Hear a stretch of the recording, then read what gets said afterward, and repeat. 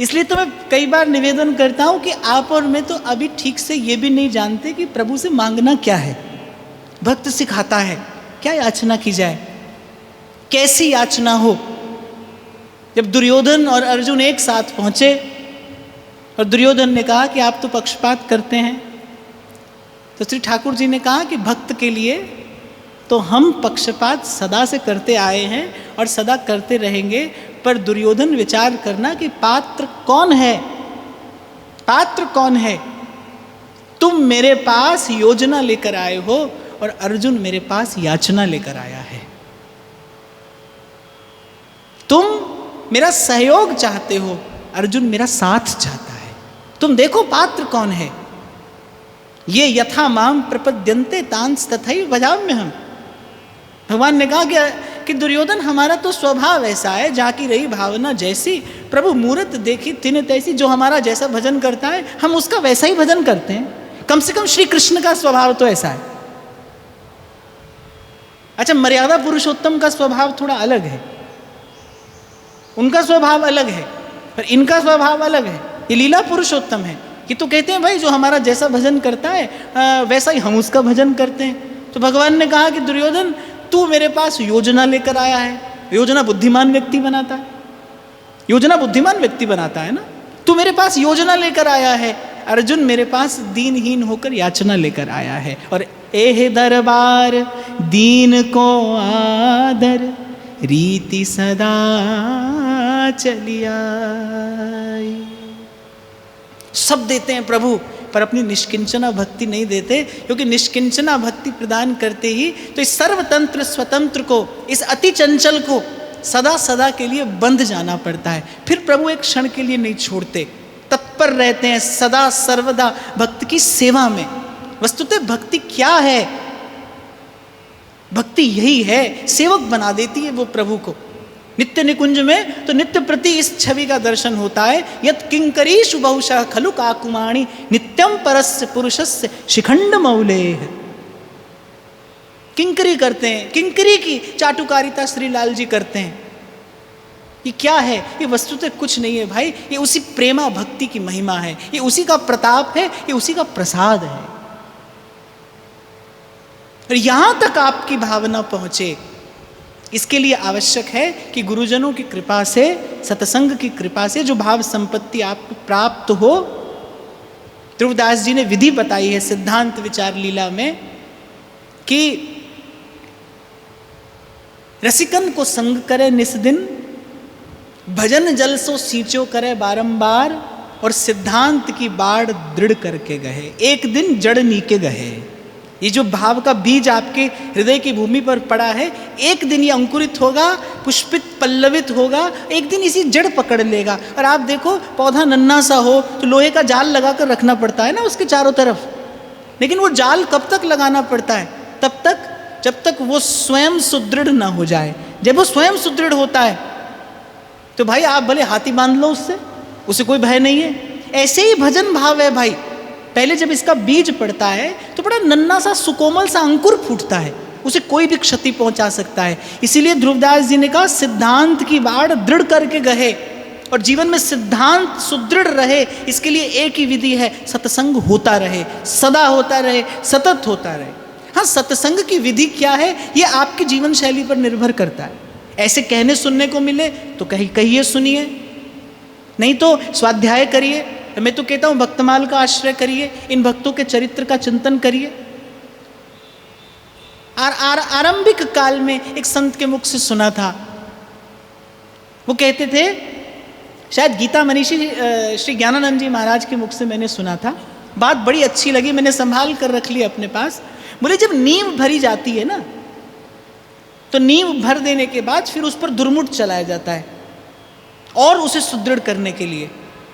ऐसे ही ये जो बार बार इन चरित्रों का चिंतन है, जो बार बार इन चरित्रों का कथन श्रवण है, ये इसी प्रकार दुर्मुट चलाना है, भाव को सुदृढ़ बना देने के लिए। तो उन्होंने कहा था कि बस एक भक्त का चरित्र नित्य चिंतन करना, सदा करना, करते रहना। और कम से कम मुझे तो अपने साधक जीवन में इससे बड़ा भारी लाभ हुआ।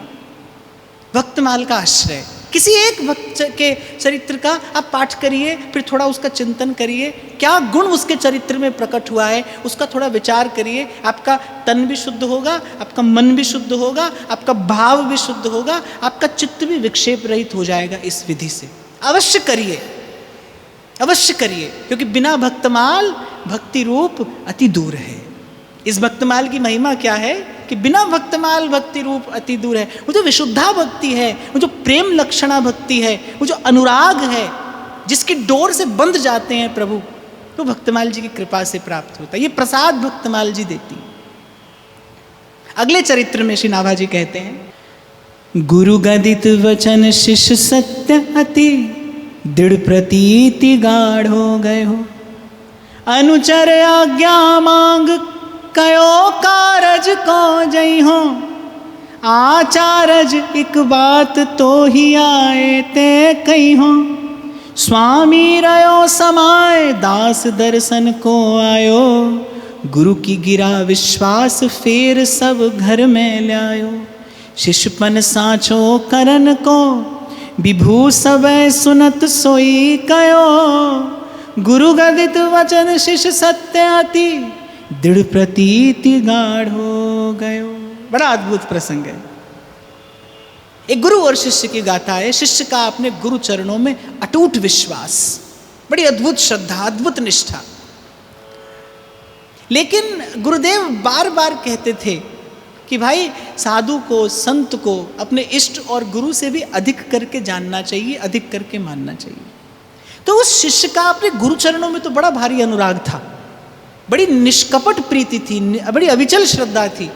लेकिन गुरु के इस वचन और इस वाक्य को वो पूर्ण रूपेण अपने हृदय में नहीं उतार पाते थे। जब गुरु कहते थे कि संतों को हमसे भी अधिक करके मानो, संतों को अपने इष्ट आराध्य से भी श्रेष्ठ करके जानना मानना चाहिए, उसी प्रकार उनका सेवन करना चाहिए, बस यहाँ पर आकर वो थोड़ा अटक जाते थे। इस सिद्धांत को वो पूर्ण रूपेण स्वीकार नहीं कर पाते थे।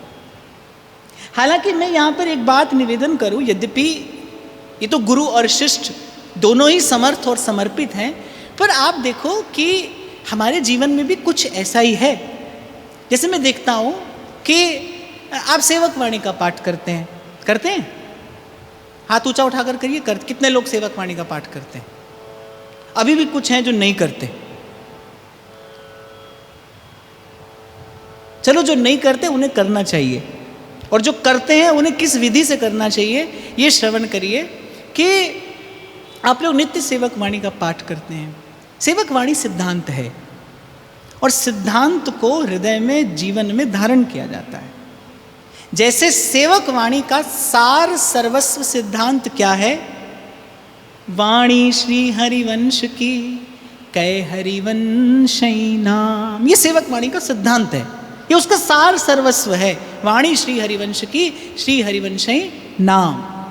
श्री हरिवंश की वाणी समुद्र को मीन भयो, जो अगाध कलोलत एक शब्द हरिवंश नाम राख्यो समीप करी।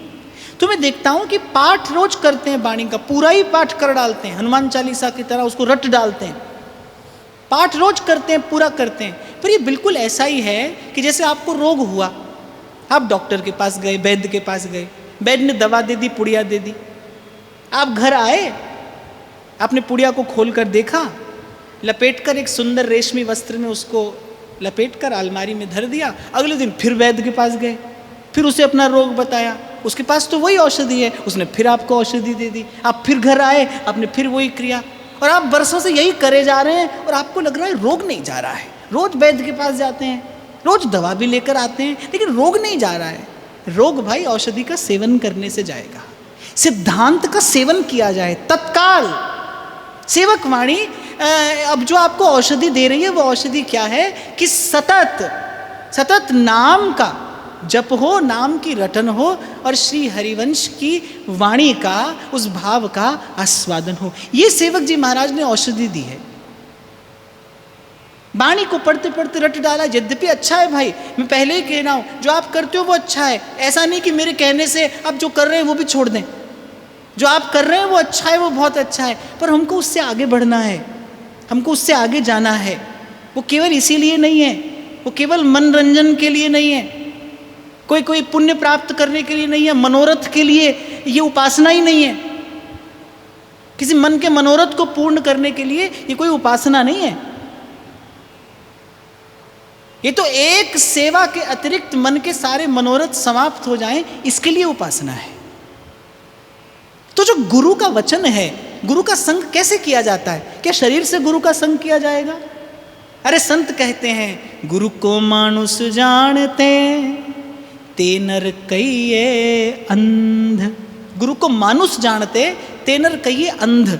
गुरु का शरीर से कभी संग नहीं किया जाता, कभी करने का विचार भी न करना चाहिए, क्योंकि ऐसा करने से गुरु में मनुष्य बुद्धि होती है, और गुरु में मनुष्य बुद्धि होते ही ब्रह्म बुद्धि शिथिल होती है, और वो जो ज्ञान तत्व है, वो ज्ञान तत्व है, वो जो ज्ञान का प्रकाश है, वो मंद पड़ने लगता है। गुरु को मानुष जानते ते नर कहिए अंध। इसका अर्थ ये नहीं कि गुरु को भगवान मानकर उसी प्रकार आरती करिए, छत्र चंवर से पूजा करिए। अब करिए तो करिए, और गुरु जी भी कराएं तो कराएं, पर सिद्धांत ऐसा नहीं है। सिद्धांत ऐसा नहीं है। गुरु का संग किस प्रकार किया जाए? गुरु का संग किया जाता है, जो गुरु का ज्ञान है वो सतत रहे आपके जीवन में, मूर्तिवंत होकर आपके आचरण में उतर जाए गुरु का सिद्धांत। वही सतत गुरु का संग करना है भाई। इसके अतिरिक्त गुरुजनों का, संतजनों का संग करने की कोई युक्ति नहीं है, कोई युक्ति नहीं है, कोई विधि नहीं है। कम से कम विगत कुछ वर्षों के अनुभव से तो ये बात जीवन में प्रमाणित होती है कि बल्कि इस प्रकार से गुरुजनों के निकट रहने वाले को कोई बहुत अधिक लाभ होता नहीं है, कोई बहुत अधिक लाभ नहीं होता है। गुरु के विचार का, उसके सिद्धांत का संग करिए, और कैसे सतत। और मुझे लगता है विचार के, सिद्धांत के, मंत्र के, नाम के रूप में गुरु सदा आपके संग रह सकता है, अगर आप चाहें तो। यदि आप चाहें तो गुरु सतत आपके संग रह सकता है। एक क्षण के लिए भी गुरु से वियोग ना हो, एक क्षण के लिए भी आपकी चेतना गुरु से दूर ना हो, आप कर सकते हैं ऐसा। उसके विचार, सिद्धांत, उसके द्वारा प्रदत्त नाम और मंत्र से आप सदा उसका संग कर सकते हैं, सदा उसका संग कर सकते हैं। इसलिए भाई मेरी तो कोई श्रद्धा नहीं है, पहले दिन से आप जानते हैं कि आप ऐसे कभी एकांत में जाकर संतों से मिलें, गुरुजनों से मिलें। कम से कम मेरी तो इसमें कोई श्रद्धा नहीं है, और मैं ऐसा चाहता भी नहीं हूँ, ऐसी कोई अनुमति भी नहीं है यहाँ पर। मुझे तो लगता है भाई ये जो सत्संग है, यही विधि है संतों का सेवन करने की। ऐसे ही करिए, ऐसे ही किया जाना चाहिए भाई, यही सिद्धांत है। इसी से लाभ होता है, केवल इसी प्रकार लाभ होता है। बहुत बार मैं ये देखता हूँ, मैं तो अपने जीवन में देखता हूँ महाराज जी, जब गुरुजनों के बहुत निकट रहने को मिलता है ना, तो बस थोड़ा उनको खिला दिया, थोड़ा उनको पिला दिया, और थोड़ी बस ऐसी सेवा कर दी, और हमको लगा गुरु जी की सेवा हो गई। वस्तुतः जो उसका सिद्धांत है, उसको जीवन में प्रतिस्थापित करने की बजाय हम केवल उसे ही गुरुजनों की सेवा समझ लेते हैं। ये भी अच्छा है, ये भी उत्तम है, और मैं तो कह रहा हूँ इससे भी आगे की सेवा अगर आपके गुरुजी कराना चाहें तो आप खूब करिए। पर मैं सिद्धांत की बात कर रहा हूँ यहाँ से। सिद्धांत यही है, सतत गुरु का संग करना है तो फिर गुरु का विचार है, फिर गुरु का सिद्धांत है, फिर गुरु द्वारा प्रदत्त वो ज्ञान है जो उसने आपको प्रदान किया है, उसका संग करिए। वही औषधि है भाई, वही रसायन है, भव का रोग तो वही दूर करेगा, और कोई साधन नहीं। तो जो गुरु थे वो बड़े संत सेवी थे, उनकी संत चरणों में बड़ी निष्ठा थी। अब जब वो शिष्य था, उसके गुरु चरणों में तो अपार प्रीति है, लेकिन जब गुरुदेव कहते थे ना कि भाई संतों को हमसे भी अधिक करके जानो मानो, राम ते अधिक राम करी दासा, तो कहीं ना कहीं यहाँ वो थोड़ा अटक जाते थे। ये सिद्धांत पूर्ण रूपेण भीतर जाता नहीं था। अब गुरुदेव भी रोज विचार करते थे भाई इसको समझाऊंगा, किसी दिन समझाऊंगा, लेकिन उसकी अपार प्रीति थी, उसकी बड़ी निश्चल प्रीति थी। बस कहते कहते कह नहीं पाए, नहीं कह पाए। थोड़ा बहुत कभी समझाया, वो समझा नहीं। कभी गुरु ने विचार किया कि भाई किसी दिन इसे सिद्धांत समझाऊंगा, लेकिन नहीं समझा पाए। एक दिन शिष्य को कुछ समय के लिए कहीं जाना पड़ा। शिष्य ने गुरुदेव से आज्ञा मांगी। गुरुदेव ने कहा ठीक है, हो आओ, जब लौट कर आओगे तो हम तुमसे एक विशेष बात कहना चाहते हैं। जब लौट कर आओगे तो एक विशेष बात तुमसे कहना चाहते हैं। शिष्य गए। अब दैव योग से शिष्य के लौटने से पहले गुरुदेव का शरीर शांत हो गया। जैसे ही शिष्य नगर में पहुंचे तो गुरुदेव के देह का अंतिम संस्कार करने के लिए उन्हें ले जाया जा रहा था। शिष्य की ऐसी श्रद्धा थी, गुरु के वचन में ऐसा विश्वास था कि गुरुदेव ने मुझसे कहा था जब लौट कर आओगे तो मैं तुमसे कुछ कहूँगा। ये मेरे गुरु का वचन है, और गुरु का वचन तो अमोघ है, वो किसी भी प्रकार निष्फल नहीं हो सकता। शिष्य ने जाकर वहीं मध्य मार्ग में रोक दिया उस शव यात्रा को और कहा रुक जाइए, गुरुदेव इस प्रकार नहीं जा सकते। अब लोगों ने सोचा कि भाई बड़ा प्रेमी है, बड़ा अनुरागी है, इसलिए थोड़ा बौरा गया है, उसको शांत करने का प्रयास किया, लेकिन वो तो अपने सिद्धांत पर अविचल, उसकी श्रद्धा तो अटूट कि गुरु इस प्रकार से जा ही नहीं सकते। उन्होंने मुझसे वचन दिया था, गुरु का शब्द न मेटे कोई, कहे नानक नानक हरि सो। अरे शिष्य भगवान को कमा लेता है गुरु के एक शब्द पर। अगर कमाना चाहे, अगर समर्पित हो ना, तो गुरु के एक शब्द पर शिष्य भगवान को कमा लेता है। भगवान हाथ में आ जाते हैं गुरु के एक शब्द से। इसीलिए मैं आपको निवेदन कर रहा हूं भाई, गुरु का सेवन कैसे किया जाए सीखिए, जानिए इन भक्तों से किस प्रकार गुरुजनों का सेवन किया जाए। प्रयास करिए ईमानदारी से। कोई नहीं देखता हो जब आपको, तब भी अपने गुरु चरणों के प्रति, अपने गुरु के सिद्धांत के प्रति ईमानदार रहिए। निष्कपट भाव से अपने गुरु के सिद्धांत का पालन करिए। देखिए हाथ आ जाएंगे प्रभु आपके। और मैं तो समझता हूं भाई, इससे सरल कोई और युक्ति नहीं है प्रभु को प्राप्त करने की, इससे सरल कोई युक्ति नहीं है। पूर्व भी मैंने आपको प्रसंग सुनाया था सांदीपनी मुनि का। भगवान के गुरु चरणों को छोड़ा नहीं। उन्होंने कहा कि बेटा जा, मेरा प्रारब्ध है, मैं विक्षिप्त हो जाऊंगा। बोले प्रभु यदि आपके प्रारब्ध में विक्षिप्त होना है तो फिर मेरे प्रारब्ध में मैं विक्षिप्त गुरु की सेवा स्वीकार करता हूँ, पर मैं आपको छोड़कर नहीं जा सकता। मुझे जो मिलेगा वो आपके चरणों से मिल जाएगा। और क्या मिला?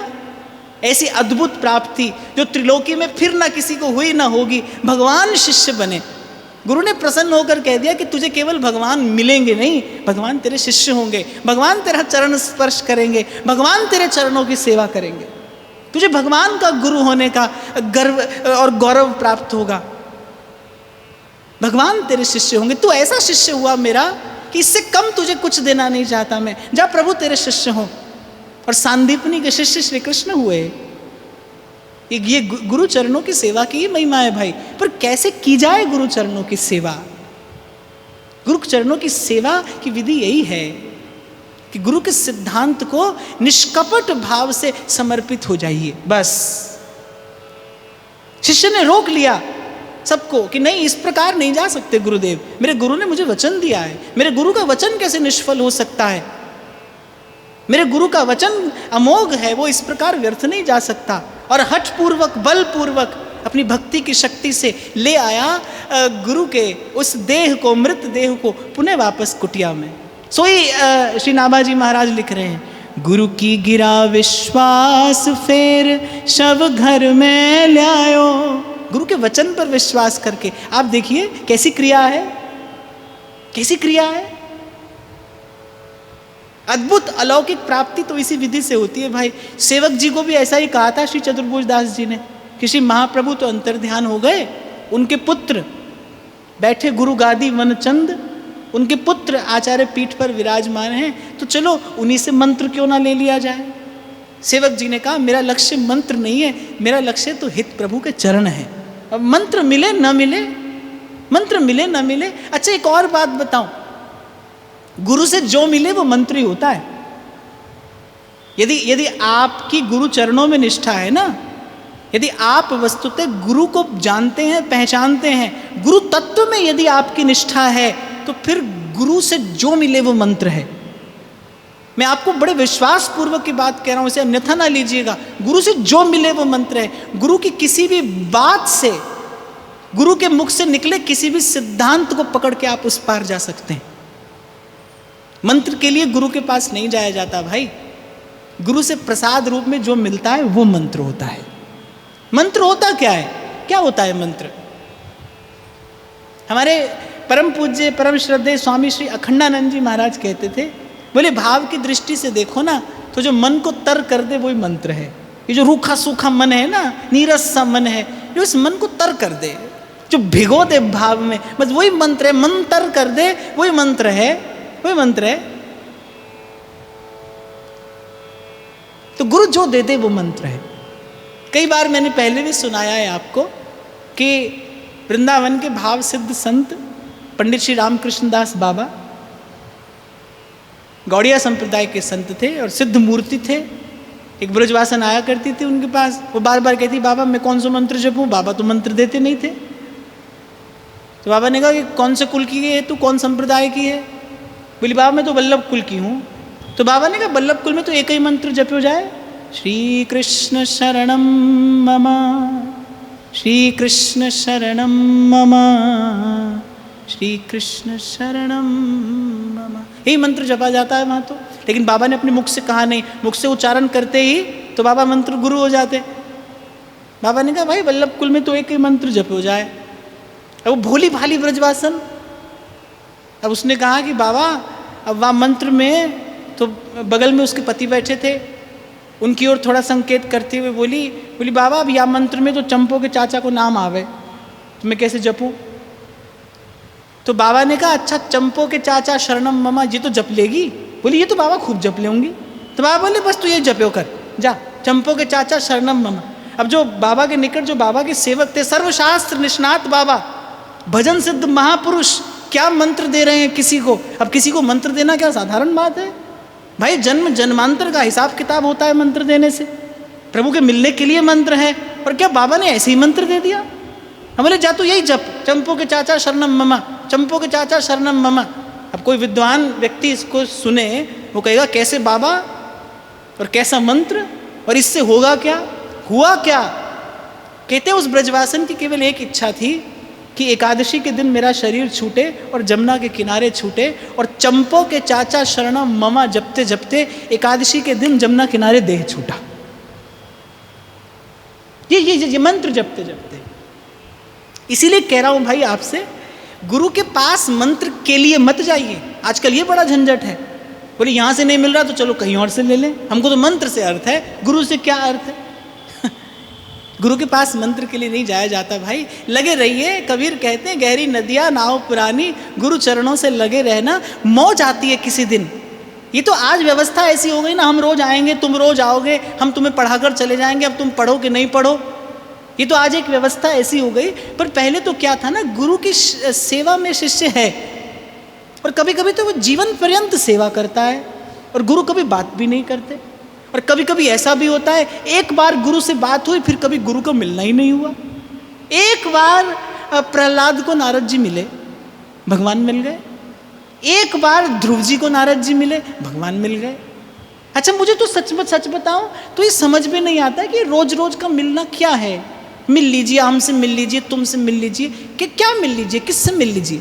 एक बार महाराज जी कबीर जी कहीं जा रहे थे, तो किसी पड़ोसी ने पूछा कहाँ जा रहे हो? बोले कहीं नहीं जा रहा हूँ, भटक रहा हूँ। अरे बोले क्यों हंसी करते हो, बता दो कहाँ जा रहे हो? कबीर ने कहा मैं सत्य कह रहा हूँ, मैं कहीं नहीं जा रहा हूँ, भटक रहा हूँ। इस संसार में भटकना ही है, आया हूँ, अब जाऊँगा तो गुरु की कृपा से एक ही बार जाऊँगा, फिर लौट कर थोड़ी आऊँगा।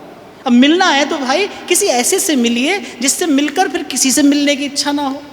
कब तक हमसे मिलते रहेंगे? क्या करिएगा? कुछ नहीं भाई, कुछ नहीं होगा, इससे कभी नहीं होगा। आपके भीतर कोई बैठा है जो जन्म जन्म से आपके सन्मुख होने की प्रतीक्षा कर रहा है। मिलना है तो उससे मिलिए। गुरु जो ज्ञान देता है उस प्रकाश में देखिए भीतर जाने का मार्ग क्या है। गुरु के द्वारा दिया हुआ ज्ञान ज्योति स्तंभ है, उसके प्रकाश में, उस ज्ञान दीप से मार्ग देखिए, भीतर जाने का मार्ग क्या है, चलिए उस पर। और वहाँ कोई बैठा है जिससे मिलकर फिर किसी से मिलने की इच्छा नहीं रहती। जाहि लहै कछु लैन की, चाह नहीं में होय, जयति जगत पावन करन, प्रेम बरन यह दो। ये जीवन प्रभु से मिलने के लिए ही मिला है भाई, प्रभु से मिलने के लिए। इसलिए मैं तो ये कहता हूं कि भाई बुद्धिमान बनिए, और हमसे यदि कोई काम बनता है तो बना लीजिए। हमारी बात से आपकी कोई बात बनती हो तो बना लीजिए, हमसे कोई काम बनता हो तो बना लीजिए, पर बड़ा थोड़ा समय है भाई, बड़ा थोड़ा समय है। गोपाल नारायण स्वामी कहते हैं, तन जोबन उड़ जाएगो जैसे उड़त कपूर, नारायण गोपाल भज क्यों चाटे जग धूर, क्यों चाटे जग धूर। तो शिष्य का ऐसा गाढ़ा विश्वास वो गुरु के मृतदेह को घर लौटा लाया और गुरु के चरण पकड़कर बैठा है। गुरु के उस मृतदेह के चरण पकड़कर शिष्य बैठा है कि आप इस प्रकार अपने वाक्य को निष्फल करके नहीं जा सकते। मेरा सारा का सारा जीवन केवल इसी सिद्धांत पर रहा कि आपका वचन मेरे लिए अमोघ है, गुरु का वचन अमोघ है, गुरु का वचन निष्फल नहीं जा सकता। आप इस प्रकार कैसे अपने अपने वाक्य को, अपने भाव को अपूर्ण छोड़कर जा सकते हैं। कहते हैं प्रेमाश्रुओं से धो दिए गुरु के वो चरण, मृतदेह के चरण धो दिए। और कभी कभी अनहोनी होती है, ये ऐसा भाव का देश ऐसा है, कभी कभी यहाँ कुछ ऐसा होता है जो मन बुद्धि के पार है, जो मन बुद्धि से परे है, जो इस प्रकृति से अतीत है। तो कभी कभी अनहोनी होती है भाई, अनहोनी हुई, गुरु को लौटना पड़ा। एक और बात मैं आपको बताऊं, शिष्य पुकार रहा था किसे? वो उसी गुरु तत्व को निर्देश करके अपनी प्रार्थना कर रहा था। वो जानता था कि वस्तुतः गुरु कौन है। मुझसे ये कहने वाला कोई मनुष्य नहीं था कि तू लौट कर आ, मैं तुझसे कुछ कहूँगा। गुरु के मुख से भगवान बोलते हैं भाई। भगवान ने स्वयं कहा, आचार्यम माम विजानियात। ये जो आचार्यों का प्राकट्य है, ये गुरु तत्व का ही तो प्राकट्य है, ये कृपा शक्ति ही तो भगवान की प्रकट हुई है। इसीलिए व्यास जी एक बड़ी पते की बात कहते हैं, संत सभय गुरुदेव है, व्यास ही है प्रतीत। आदि अंत सब काल में ए भक्तन की रीत। व्यास जी कह रहे संत सभई गुरुदेव है, व्यास ही है प्रतीति। तो गुरु तत्व ही प्रकट है भाई। उसी गुरु तत्व को उद्देश्य करके उस शिष्य ने पुकारा था कि मैं जानता हूं कि मैं किसी मृत मनुष्य के जीवित होने की प्रतीक्षा लिए नहीं बैठा हूं। वो तो गुरु तत्व को पुकारता था। और गुरु और गोविंद में न भेद कराई। यदि गोविंद प्रकट हो सकते हैं तो फिर गुरु प्रकट क्यों नहीं हो सकते? सेवक जी ने भी तो ऐसा ही कहा था श्री चतुर्भुज दास जी से कि आपकी बात में स्वीकार करता हूं कि श्री महाप्रभु अंतर्ध्यान हो गए, लेकिन अंतर्ध्यान होने के पश्चात यदि गोविंद अपने भक्त को दर्शन देने आ सकते हैं तो गुरु क्यों नहीं आ सकते? और आना पड़ा, गुरु को आना पड़ा लौटकर। पुनः जीवन धारण किया गुरु ने और उठकर उस शिष्य को सर्वप्रथम तो हृदय से लगाया और कहा कि मैं केवल एक ही बात तुझे कहना चाहता था पुत्र, तुझे केवल एक ही बात कहना चाहता था कि संतों को हमसे सदा अधिक करके जानना मानना। हमने जो पाया है तो केवल इन्हीं संतों की चरण धूलि का सेवन करके पाया है, बिना महत् पाद रजोभिषेकम। व्यास जी तो बड़ी प्यारी बात कहते हैं, साधु चरण रज मांझ व्यास से कोटिक पतित समात। ब्रज के रसिक गाते हैं, मुक्ति पूछती है भगवान से, मेरी मुक्ति बताए। और श्री ठाकुर जी क्या युक्ति बताते हैं मुक्ति की, पड़ी रहो या गैल में साधु संत चलिया, ब्रज रज उड़ मस्तक लगे, मुक्ति मुक्त हो जाए। पड़ी रहो या गैल में साधु संत चली आए और ब्रज रज उड़ मस्तक लगे, मुक्ति मुक्त हो जाए। ये जो साधु चरणों की रज है, ये जी जन्म जन्मांतर के पाप ताप का निवारण करने वाली औषधि है, रसायन है। कै हित की जय साधु संगति सो, साधु संगति सो, जावे कलमश जी को कमल नयन सो, कमल नयन सो। इसलिए वाणी को विराम की ओर लेकर जाऊं, मैं उससे पूर्व एक बात मैं आपको निवेदन करूंगा कि कहीं आपको केवल इस बात का भ्रम तो नहीं है कि गुरु मिला है, क्योंकि गुरु के मिलने पर तो आप नहीं रहते। सतगुरु मिला तो सब मिला, नहीं तो मिला न कोई। सतगुरु मिला तो सब मिला। अच्छा, एक बात बताऊं आपको, संसार में कोई आपको कुछ दे सकता है, कोई आपको बहुत कुछ दे सकता है। देवी देवताओं की उपासना बहुत कुछ दे सकती है, संसार के संबंध आपको कुछ दे सकते हैं, पूजा पाठ अर्चना पद्धतियां हैं और यज्ञ अनुष्ठान हैं, जप तप है, ये आपको बहुत कुछ दे सकता है। पर आपको सब कुछ अगर कोई दे सकता है तो वो केवल सद्गुरु दे सकता है। सब कुछ जिसे प्राप्त करके पूर्ण तृप्ति हो जाए। यह लब्धवा पुमान अमृतो भवति सिद्धो भवति तृप्तो भवति, तृप्तो भवति। और मैं कल के वाक्य को पुनः स्मरण करूं, और जुगनते कमल नयन कलिजुग बहुत कृपा करी। आप और मैं उस काल में, उस युग में भजन कर रहे हैं जहां आपके मेरे पास चैतन्य महाप्रभु की भजन पद्धति है, जहां आपके मेरे पास श्रीमद् वल्लभाचार्य महाप्रभु का पुष्टि सिद्धांत है, जहाँ जगत गुरु श्रीमद् रामानुजाचार्य द्वारा प्रकटित अद्भुत भक्ति और अर्चना की रीति है, जहाँ आपके मेरे पास हितजू के चरण हैं, जिन्होंने हमें प्यार करना सिखाया, उन्हीं व्यास नंदन की जय बोलते हैं। ये वस्तुतः स्वर्णिम काल है भाई भजन करने के लिए। हमारे पास इन आचार्यों की कैसी मधुर रीति है, कैसे मधुर सरस सिद्धांत इन आचार्यों ने दिए हैं। इन आचार्यों के सिद्धांत से रसमय बनाया जा सकता है जीवन को। प्रेम करना सिखाया है हमें हमारे आचार्य ने। अरे देखिए, सूरदास जी गाए जा रहे थे एक के बाद एक पद, मौसम कौन कुटिल खलकामी, सब पतितन को राजा, सब पतितन को नायक। दया आई वल्लभाचार्य महाप्रभु को। अच्छा, दीन को देखते ही प्रभु की दया उमड़ पड़ती है। जैसे जहाँ निवान होती है वहाँ जल को लुढ़काने के लिए कोई प्रयास नहीं करना पड़ता, जल स्वतः उस ओर लुढ़क जाता है। ऐसे ही दीन को देखते ही प्रभु का कृपा अम्बुदी उमड़ पड़ता है।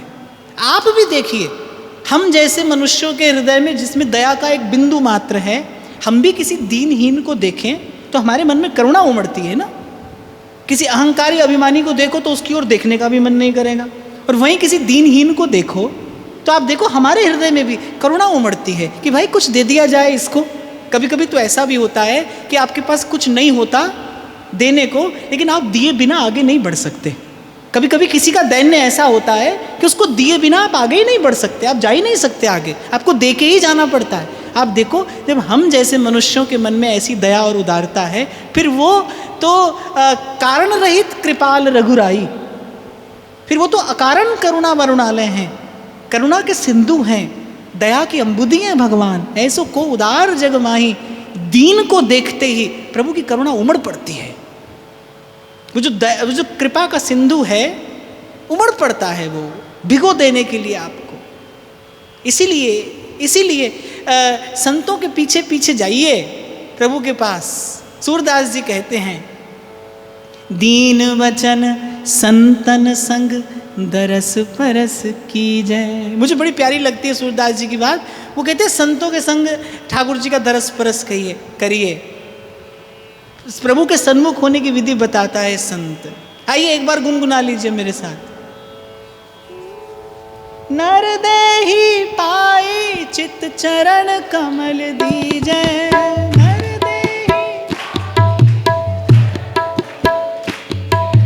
नर देहि पाई चित चरण कमल दीजै,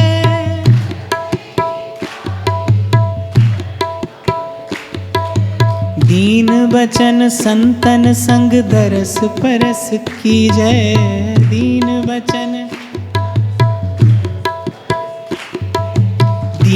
बचन संतन संग दरस परस की जय।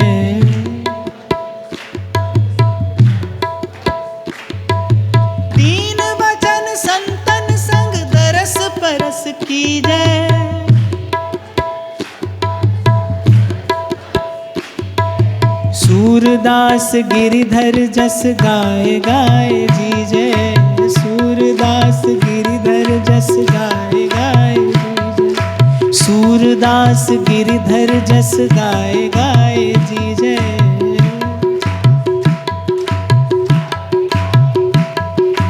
सूरदास गिरिधर जस गाए गाए जी जय।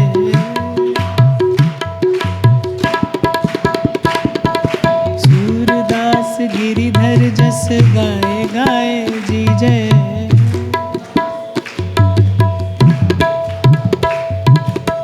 तो सूरदास का दैन्य देखकर श्री वल्लभाचार्य महाप्रभु को दया आ गई।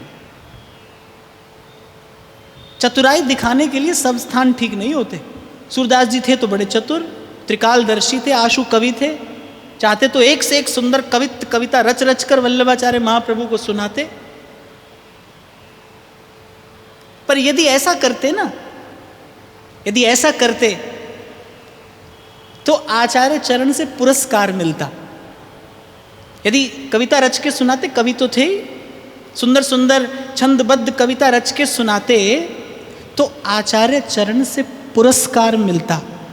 दीन होकर गुरु चरणों में उपस्थित हो गए, आचार्य चरण ने प्रभु चरणों का प्यार दे दिया। और प्यार मिलते ही, प्रेम मिलते ही, वो जो सूरदास का जन्म जन्म का दैन्य था, कैसी पुष्टि, कैसा पोषण वल्लभाचार्य महाप्रभु ने किया। जैसे ही वरद हस्त पधराया सूरदास जी के मस्तक पर, क्या गाते हैं सूरदास जी? चिरजीवे गोपाल रानी तेरो, चिरजीवे गोपाल। जो बिंदु था वो सिंधु हो गया, देने लगे सूरदास, आशीष दे रहे हैं। तो हमारे इन वैष्णवाचार्यों ने तो भाई ऐसा अद्भुत भक्ति सिद्धांत प्रकट किया है कि ये बिंदु रूप जीव प्रेम सिंधु हो जाए। अरे आप और मैं तो नित्य गाते हैं, लाडी जू थारो अविचल रहो जी सुहाग। आपकी मेरी उपासना पद्धति क्या है? जय श्री हित हरिवंश आशीष दे तुमुख, चिर जीवो भूतल यह जोरी, हो बलि जाओ नागरी श्याम, ऐसे ही रंग करो निशिवासर, वृंदा विपिन कुटी अभिराम। स्वयं तृप्त होकर ही तो दिया जा सकता है, स्वयं तृप्त होकर ही कोई देता है। भूखा व्यक्ति किसी को भोजन नहीं कराता भाई, करा नहीं सकता। तृप्त व्यक्ति भोजन कराता है। जो स्वयं से, जो भीतर से तृप्त हो गया है, वही देगा किसी को, वही दे सकता है किसी को। भक्ति तृप्त करती है। तो गुरु ने कहा भाई जो मैंने पाया है इन्हीं संत चरणों की सेवा से पाया है। और केवल इतना कहा नहीं, आचरण करो तीतिस आचार्य। गुरु ने कहा कि अब जब मैं आ गया हूं, अब जब ये अनहोनी होनी हो गई है, जब ये असंभव संभव कर दिखाया है तेरी गुरु निष्ठा ने, तो गुरुदेव 1 वर्ष तक उस देह में रहे, स्वयं अपने हाथों से संत सेवा किया। किस प्रकार संत चरणों की सेवा हो, शिष्य को संत सेवा करके दिखाया, उसका प्रभाव प्रताप प्रसाद प्रकट करके, और फिर भगवान के धाम को गए। और पश्चात वो शिष्य गुरु के इस वाक्य, इस वचन, इस सिद्धांत को परम सिद्धांत मानकर जीवन भर इसी प्रकार संत चरणों की सेवा करके गुरु चरणों की आराधना करते रहे। बिन विश्वास भगति नहीं, ते ही बिन द्रवई न राम कृपा बिन सुपन हूँ, जीव न ले विश्राम। प्रयास करिए इन भक्तों के पास बैठ बैठकर प्रभु का दरस परस करते करते ये विश्वास रूपी दैवी संपत्ति प्राप्त करके सदा सदा के लिए संपन्न हो जाइए, समृद्ध हो जाइए, तृप्त हो जाइए।